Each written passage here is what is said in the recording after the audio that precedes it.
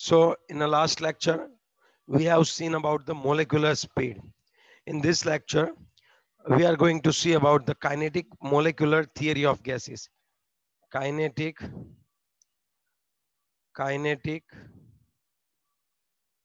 molecular theory of gases. मैं ये सीखने वाला हूँ, सिखाने वाला हूँ, ठीक है? अब थोड़ा सा आप सोचिए, now just think about that.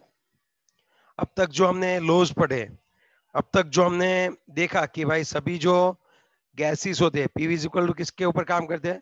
P equal to NRT के ऊपर काम करते हैं, यस और नो? Yes sir. तो अब आप बताओ कि इन्होंने जो पूरा प्रेडिक्शन किया है थियरी का, वो आप अच्छे से देख पाओगे। उनका पहला प्रेडिक्शन क्या था बताओ? इन्होंने पूरा काइनेट मतलब गैस के बारे में पूरा बता दिया। पहला एजम्पशंस देखो, assumptions and postulates of kinetic molecular theory of gases are given below. सबसे पहले कि यहां पे अगर हम लोग बात करें तो अगर आप गैस एटम लेते हो तो गैस एटम सभी इक्वल होते हैं। अगर आपने एक गैस लिया तो एक गैस में आप मेरे पीछे देख सकते हो सभी मॉलिक्यूल आइडेंटिकल होते हैं, आप देख सकते हो, है ना? सभी मॉलिक्यूल यस सर। आइडेंटिकल होते हैं, मींस सभी की साइज शेप सब सेम होता है। लेकिन ये मॉलिक्यूल की साइज इतनी छोटी होती है, ये मॉलिक्यूल की साइज इतनी छोटी होती है कंपेयर टू वेसल। ये तो आपको दिखाया हुआ है जस्ट ये शो करने के लिए कि यहाँ पे मॉलिक्यूल है, इतना बड़ा नहीं होता है। इसकी साइज इतनी बड़ी होती है कि compare to this volume of gas, हम ये जो एटम का जो वॉल्यूम होता है उसको निग्लिजिबल ले सकते हैं, उसको नलिफाई कर सकते हैं। तो वॉल्यूम ऑफ मॉलिक्यूल इज क्या बोल सकते हैं हम लोग उसको हम ऐसे बोलेंगे, वन मिनट।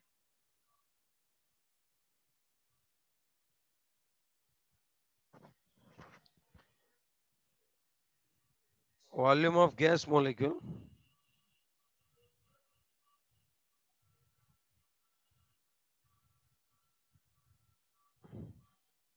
is less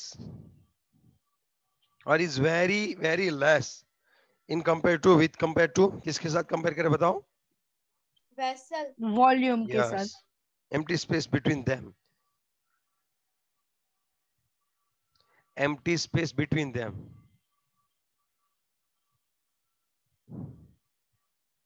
आई बात समझ में? पहला वाला पॉइंट समझ में आ रही है बात? Yes sir. तो अब है ना हम इसका वॉल्यूम कंसिडर नहीं करते, so they all molecule are considered as a mass point. उन सभी को हम लोग क्या बोलने वाले बताओ? Mass point. Mass point. है ना? Yes sir. Okay, next one, second बात किया तो हमने ये बोल दिया कि भाई हमने ये कंसिडर कर लिया कि वॉल्यूम होता ही नहीं है, जबकि दिक्कत हो सकती है यहाँ पे, लेकिन ठीक है, यहाँ पे वॉल्यूम होता है, लेकिन compare to this outer volume means empty spaces का जो वॉल्यूम है, तो हम बोलते हैं पूरे वेसल का, तो उसके कंपेयर में ये जो मॉलिक्यूल है उनका वॉल्यूम कैसा रहता है? बहुत ही कम रहता है। ओके ओके, नेक्स्ट वन, इसीलिए गैस ज्यादा कंप्रेसिबल है, दैट्स व्हाई ये वॉल्यूम बहुत ज्यादा होता है, इसीलिए गैस क्या होता है, उसको कंप्रेस कर सकते हो। सो गैस मॉलिक्यूल्स आर और gases are compressible in nature. Okay, there is no force of attraction between the particles of gas at an ordinary temperature and pressure. उन्होंने दूसरा पॉइंट ये है कि देखो सॉलिड के जो मॉलिक्यूल होते हैं उसमें क्या होता है, मैं आपको बता दूं, सॉलिड के मॉलिक्यूल में कैसा होता है वो मैं आपको बता दूं। ऐसा सोचो, सॉलिड में क्या होता है, अट्रैक्शन कैसा रहता है भाई? ज्यादा रहता है या ना? Yes sir. हाँ, तो अब की अगर मैं बात करूं तो अगर इस सॉलिड में अट्रैक्शन ज्यादा रहता है ना, तो एक दूसरे के साथ नजदीक रहते हैं। लेकिन इनका बोलना है कि गैस में तो क्या है कि भाई गैस को एक्सपेंडेबल है, गैस को अगर हम खुले वेसल में रख भी रहे तो गैस के मॉलिक्यूल तो सीधे क्या हो रहे हैं भाई? सीधे क्या हो रहे हैं? एक्सपांड हो रहे हैं, अपने आप ही एक्सपांड हो रहे हैं। इसका मतलब क्या हुआ कि एक गैस, अब देखो सॉलिड के मॉलिक्यूल एक्सपांड नहीं होते हैं और गैस के मॉलिक्यूल एक्सपांड हो जाते हैं, ऐसा क्यों बताओ चलो। क्योंकि इंटर मॉलिक्यूलर अट्रैक्शन होता है ना, वो सॉलिड में ज्यादा होता है और गैसियस में कम होता यस, है। इन्होंने तो ये मान लिया कि यहाँ पे निग्लिजिबल अट्रैक्शन है, अट्रैक्शन बिटवीन मॉलिक्यूल से, attraction between molecule is negligible, ऐसा मान लिया इन लोगों ने। यस और नो?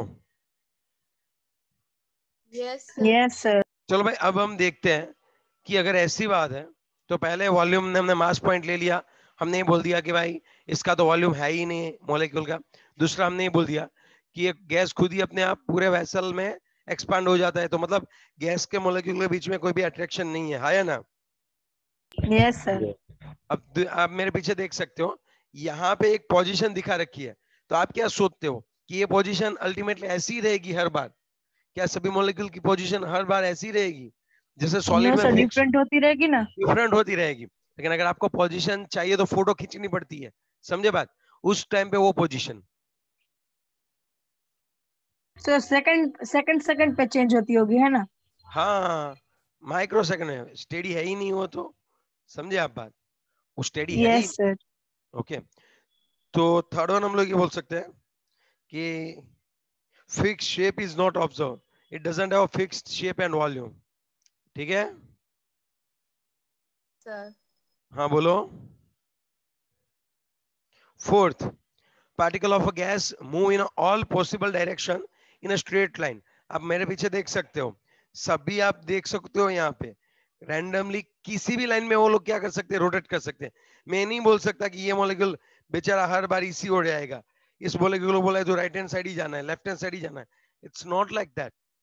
अगर मैं आपको ये बोलना चाहता हूँ कि अगर आप प्रेशर की बात करें, देखो अब प्रेशर की बात है, पहले किसकी बात हुई थी, वॉल्यूम की, फिर किसकी बात हुई, अट्रैक्शन की, फिर किसकी बात हुई, शेप की, अब किसकी बात हो रही है, प्रेशर की। तो बोलने का तरीका ये है कि अगर वेसल है और वेसल में कोई मॉलिक्यूल है, तब क्या होगा, ये जो है वो पूरा सभी डायरेक्शन में,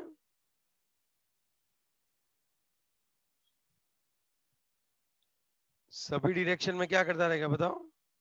मूव कर सकता है। यस, कुछ भी कहीं पे भी जा सकता है। और लास्टली अगर ये कंटेनर की वॉल के साथ अगर क्या करता है, बम्बार्ड करता है, तो वहां पे जो प्रेशर क्रिएट करता है वॉल पे, वही प्रेशर पूरे वही प्रेशर पूरे गैस का प्रेशर हुआ। आई बात समझ में आपको? That yes sir. pressure is exerted by the gas as a result of of the particles collision of the particles with the walls of the container. Is it clear? Yes sir. Okay, okay, ready? आगे बढ़ो। Yes sir. Okay okay,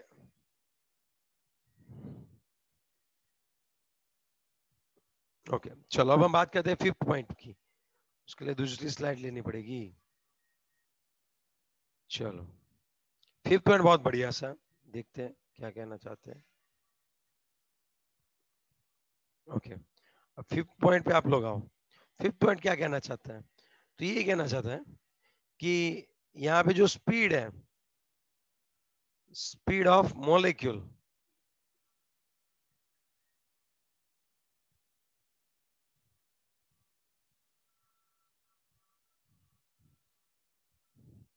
speed of molecule will vary time to time. Okay, मतलब यहाँ पे continuously collisions होते रहते हैं, है ना?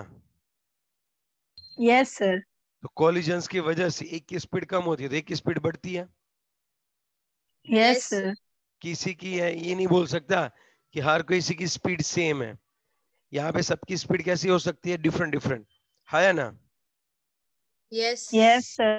यहाँ पे ये जो कॉलिजन्स होते हैं, याद रखना एक बात, collisions are perfectly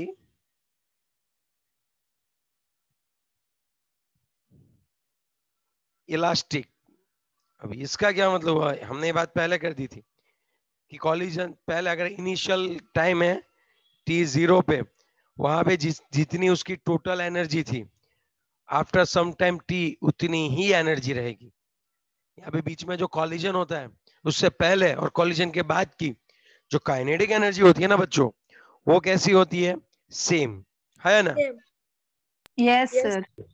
अगर ऐसा नहीं होता तो आप थोड़ा सा सोचना, तब आप अगर आप क्या करते कि कॉलिजन में कॉलिजन होता तो एक जो है वो काइनेटिक एनर्जी लूज कर देंगे, तब तो क्या होगा, एक टाइम ऐसा आएगा कि सब अपनी एनर्जी लूज कर करके नीचे बैठ जाएंगे, जिसके काइनेटिक एनर्जी चली गई वो तो इकट्ठा होकर नीचे बैठ जाएगा, तो सब सेटल डाउन हो जाएंगे। तो क्या कभी गैस में ऐसा देखा है आपने कि मॉलिक्यूल सभी सेटल हो गए हो, कभी देखा है क्या? No sir. नहीं। तो इसका मतलब क्या है, कॉलिजन्स आर परफेक्टली इलास्टिक। एक की स्पीड थोड़ी कम होती है तो एक की बढ़ती है, बढ़ा हुआ किसी और के साथ कॉलिजन करेगा तो उसकी कम होगी, सामने वाले का बढ़ेगा। यस और नो?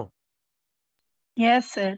यस। तो ये हम बोल सकते हैं कि ये पूरे का Yes. पूरा क्या होता है, हाँ, पूरे का पूरा क्या होता है, इलास्टिक। कॉलिजन्स आर परफेक्टली क्या होते हैं बच्चों, इलास्टिक होते हैं। इलास्टिक।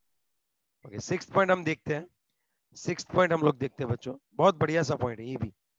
अब हम बात करते हैं, यहाँ पे हम काइनेटिक एनर्जी के बारे में बात की, अब हम बात करने वाले उसकी वेलोसिटी के बारे में। देखो हर बार वेलोसिटी का अगर आप कर्व लेने जा रहे हो तो हर बार वो कुछ आपको इस तरह से ही मिलता है। यहाँ पे फ्रैक्शन ऑफ मॉलिक्यूल, याद है ना बात, वो फ्रैक्शन ऑफ मॉलिक्यूल्स, या फिर मैं नंबर ऑफ मॉलिक्यूल्स लिख दूंगा बस, नंबर ऑफ मॉलिक्यूल्स। और यहाँ पे क्या आएगा, velocity of Speed. Molecule. Speed of molecule. तो हर बार क्या आएगा,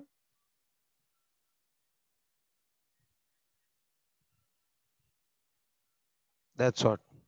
और ये बात सुन में ऐसे ही आएगा। लेकिन सर हम एक काम करें तो, ये तो हमने कल बात की इसके बारे में, हाँ या ना, इस कहो कैसे देखें। सर हम एक काम यस करते सर। हैं, अगर इनिशियली है ना हम लोग सभी सेम स्पीड वाले मॉलिक्यूल डालते हैं, इनिशियली हम लोग क्या करते हैं बताओ। सेम स्पीड वाले molecules.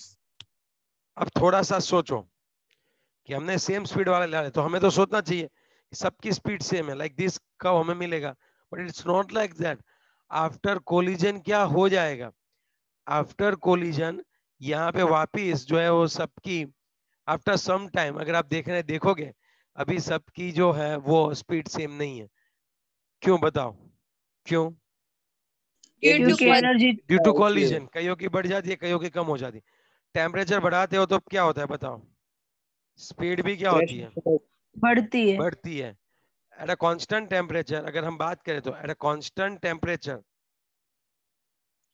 Average velocity will remain constant.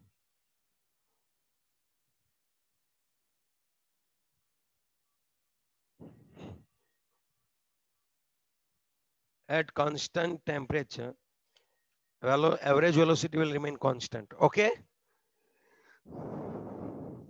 Yes sir. that's what I would just want to say.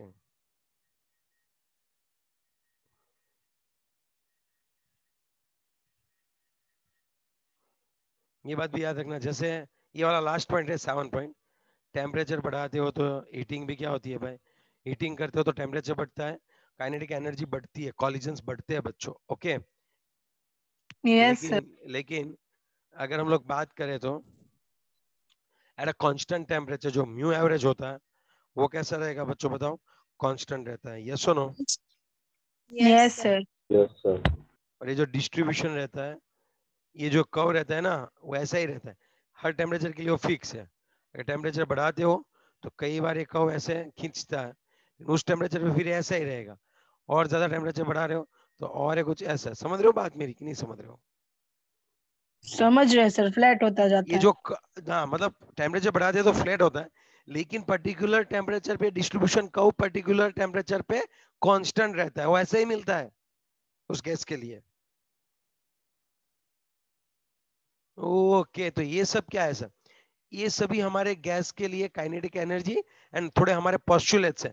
अब तक के हमने जो लॉज देखे उसमें हमने ये सीखा, ये सभी एजम्पशंस हमने सीखे इसी के ऊपर से वो लॉज है सभी। ओके, ये सब स्टडी है उसकी। सबसे पहला क्या होता है बताओ? Volume of gas. वॉल्यूम के बारे में बात करें, चलो भाई रिवाइज करवा देता हूँ, यहाँ पे कॉन्सेंट्रेट करना। उसके बाद अगर मैं बात करूँ तो वॉल्यूम, तो जो मॉलिक्यूल के जो वॉल्यूम होता है गैस के मॉलिक्यूल का, उस अपने आसपास की जो स्पेस है उससे तो बहुत ही कम रहता है, तो हम लोग उस वॉल्यूम को निग्लिजिबल कर सकते हैं। Second thing is that if अगर हम लोग बात करें तो यहां पे अगर जब हम देखें तो गैस जो होता है उसको जब हम वैसल में रखें तो वहां से वो क्या होता है, एक्सपांड होने की ट्राई करता है, तुरंत ही वहां पे क्या हो जाता है, एक्सपांड होने की ट्राई करता है। वो क्यों होता होगा? उनके बीच में अट्रैक्शन कैसा होता होगा? कम। हमने कम उसको होता है। निग्लिजिबल ले लिया। थर्ड पॉइंट कि यहाँ पे शेप एंड वॉल्यूम जो है, वॉल्यूम तो फिक्स नहीं है, शेप भी फिक्स नहीं है। अगर आपको कोई टी टाइम पे चाहिए तो फोटो खींचो, उस टाइम पे उसकी जो पोजीशन होगी वो उसका शेप हुआ। Fourth, Yes. Pressure external pressure क्यों एक्सर्ट होता है? Due to collision of molecule with the wall. जब आपके मॉलिक्यूल वॉल पे जब कॉलिजन करेंगे तब जो प्रेशर क्रिएट होता है, यस और नो? Yes sir. हाँ, दैट्स व्हाट। ओके, वही प्रेशर एक्सर्ट करता है बच्चों। Next one, kinetic energy. Collisions are perfectly elastic in nature. Collision से पहले और कॉलिजन के बाद यहाँ पे इनकी जो काइनेटिक एनर्जी होती है वो कैसे, मतलब टोटल एनर्जी कैसी रहती है? Same same. रहती है। यस। फिर हमने देखा स्पीड, तो डिस्ट्रीब्यूशन कर्व जो है वो ऐसा ही रहेगा, स्पीड का और नंबर ऑफ मॉलिक्यूल का डिस्ट्रीब्यूशन कर्व ऐसा ही रहेगा। अगर आप टेम्परेचर बढ़ा रहे हो तो कर्व फ्लैट होगा, लेकिन डिस्ट्रीब्यूशन कर्व वेलोसिटी का सेम होगा, ऐसा ही होगा। हम एक काम करें तो सर, सबसे पहले एक काम करते हैं, हम जो है वो हम जो है वो सबकी स्पीड सेम रखते हैं और फिर उनको बॉक्स में पैक करते हैं।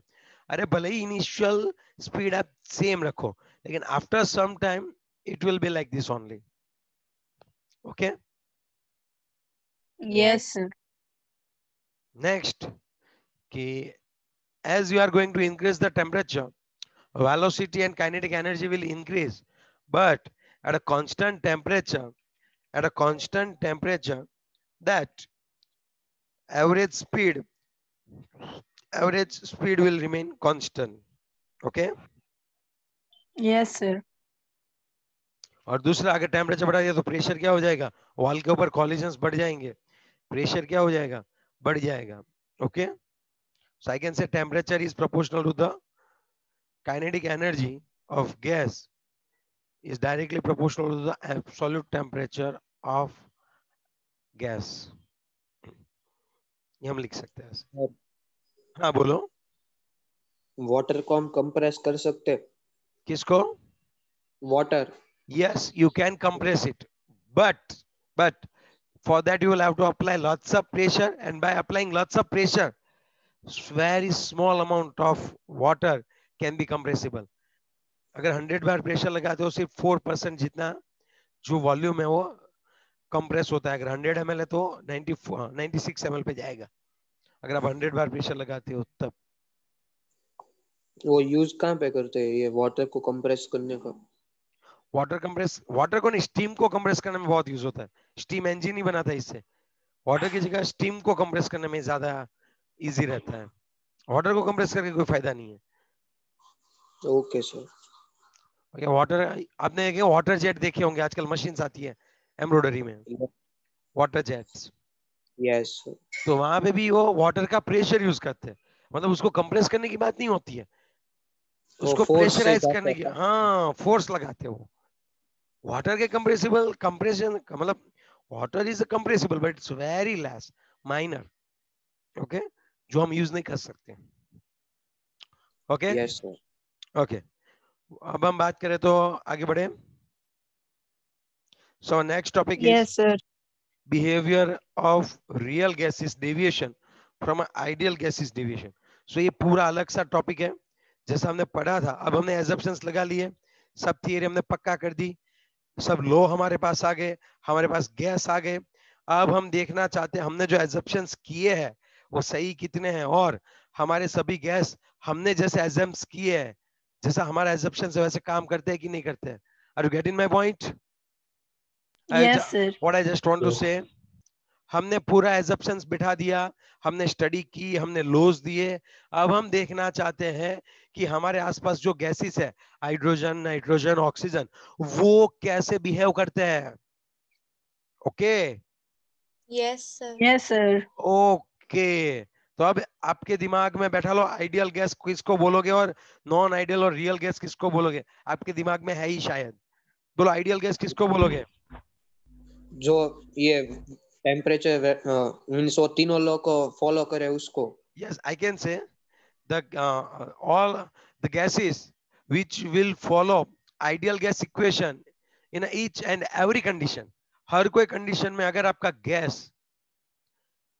Ideal gas equation P is equal to nRT को अगर वो फॉलो करेगा, P is equal to अगर nRT को फॉलो करेगा, तब उसको हम लोग क्या बोलते हैं.